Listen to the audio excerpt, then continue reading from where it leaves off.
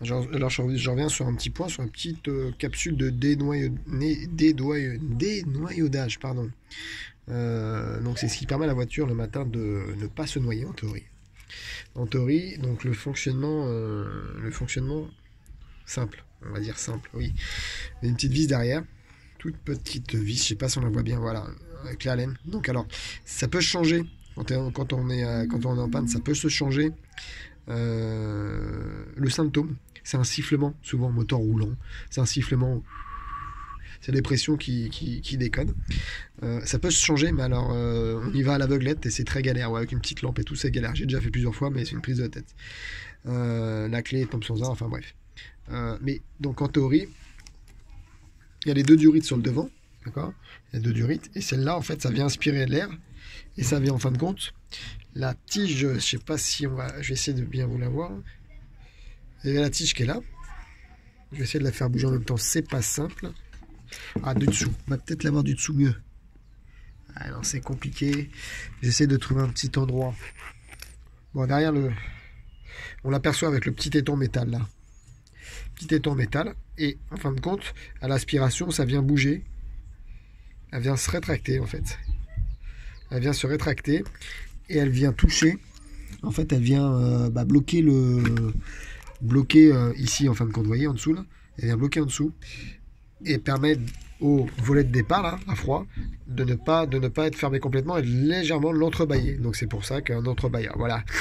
On appelle ça l'entrebâilleur de départ en fait. Voilà, c'est ça. Donc c'est pour ça. Donc on la règle. Donc plus on serre, moins elle ouvre, et on desserre, elle ouvre un peu plus. Voilà. Donc il y a des valeurs à respecter.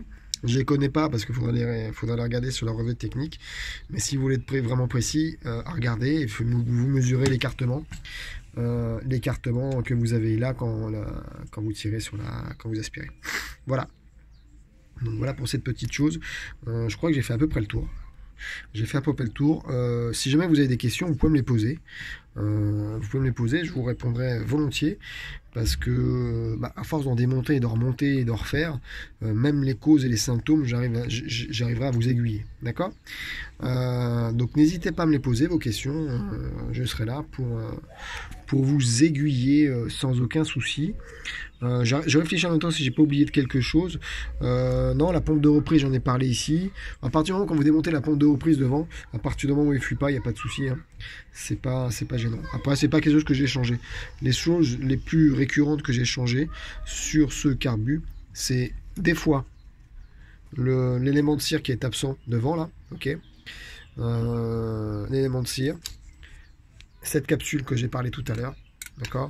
Et on ne la voit pas, je ne l'ai pas là, mais c'est la petite capsule thermique qui est sur le côté, qui se branche avec l'écosse, qui vient envoyer l'air, qui est branché électriquement. Il y a un fusible d'ailleurs.